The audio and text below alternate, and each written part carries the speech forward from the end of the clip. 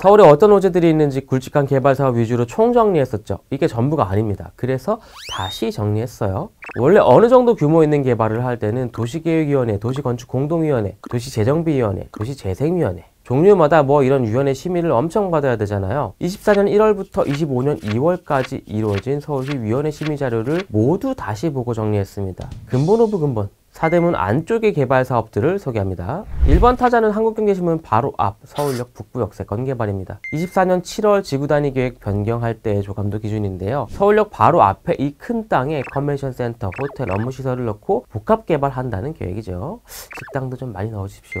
자, 지난번에 짚어봤던 곳이라 더 설명하지는 않을게요. 참고로 연말에 정말 삽을 뜨긴 떴습니다. 제가 며칠 전에 지나가면서 찍은 사진이에요. 다음은 양동인데요. 여기가 어디냐면 서울역 맞은편 서울스퀘어 뒤에 그 동네예요. 먼저 양동 11, 12지구 쪽방 자리는 이런 식으로 업무시설도 짓고 옆에 사회복지시설이랑 임대주택도 짓는 방식으로 재개발합니다. 주변에 오피스가 많은 곳이어서 업무시설도 짓는 거예요. 양동 8-1, 8-6지구도 근처예요.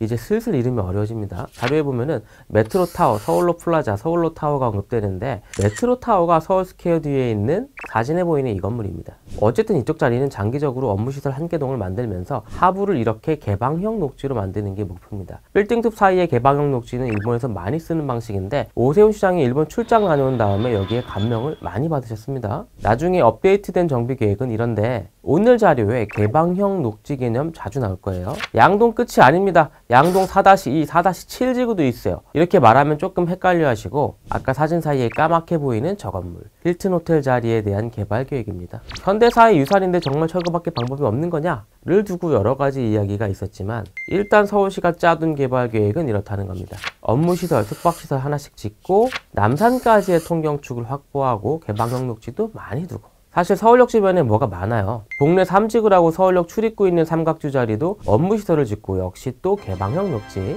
방금 전에는 3지구였는데 이번에는 친구인 동네 2지구입니다. 최근에 근처에 메리츠와즈 신사고 올린 거 보니까 멋있던데 같이 스카이라인을 만들어 갔으면 좋겠습니다. 자, 공공성 확보를 위해서 생활체육시설들도 넣는다고 해요. 그리고 가까운 동자동에도 이런 계획이 마련되어 있기는 합니다. 다 지으면 멋있겠죠. 녹지 보세요, 녹지. 이번엔 이름도 어렵습니다. 서울역 서대문 1, 2구역 1지구. 지코노미에서 총총견문으로 다녀왔던 삼성생명 빌딩 후아마트홀 자리입니다. 여기에는 1100석 규모의 클래식 전용 공연장을 포함해서 업무시설이 아주 육중하게 들어옵니다. 개인적으로는 식당가 굉장히 기대하고 있어요.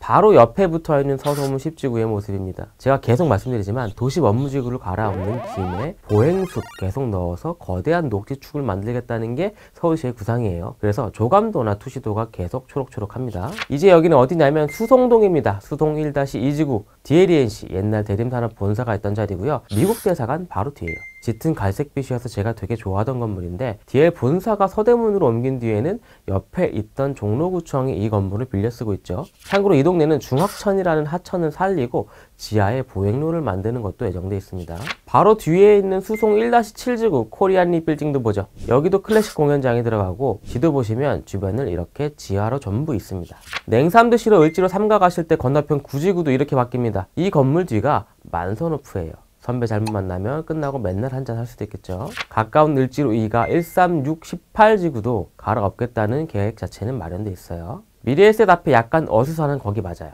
위로 조금 올라가면 공평동에서도 공평 3지구를 개발해서 상가도 놓고 업무시설도 놓겠다 이런 계획이 나왔는데 어딘지 헷갈리시죠? 종로타워 뒤편입니다.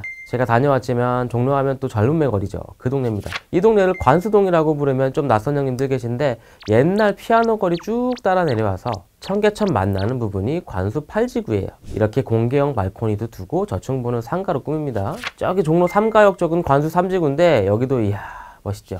종로에서 광화문 쪽으로 가면 SK 서린 빌딩 있죠. 그 바로 옆에 서린 3, 4, 5지구라고 인주 빌딩 자리가 있는데 청계천까지 쫙 터서 공기공지도 만들고 도서관, 미술관도 드리겠다는 계획입니다. 투시도 디자인은 옆에 있는 서린 빌딩이랑 비슷하긴 하네요. 아까 우리 만선호프 근처 봤었잖아요. 이번에는 그 바로 뒤입니다. 수표구역. 이야 여기 후배들도 선배들한테 잘못 잡히면 위험하겠죠. 이제 마지막입니다. 개발, 보존, 개발. 방침만 계속 바뀌다가 세월이 멈춰버린 세운 재정비 촉진지구. 전에 제가 걸었던 상가, 공중보행교 이런 자리들은 공원이 될 겁니다. 앞으로 업무시설, 문화시설 뭐 많이 짓겠다고는 하는데 아쉬운 거는 세운 재정비 촉진지구 개발이 그동안 너무 쪼개져서 이뤄지다 보니까 조감도 같은 모습이 아니라 거대한 도시형 생활주택들로 도배가 됐어요. 도시 전체의 경관에서 보자면 많이 안타까운 부분입니다. 자, 오늘 사대문 안쪽만 짚어봤는데도 참 많죠. 물론 전부 이렇게 된다는 건 아니고 아직은 청사진, 계획에 불과합니다. 하지만 넓은 한양 땅 한가운데 어떤 밑그림이 그려지고 있는지는 제대로 알고 있자고요.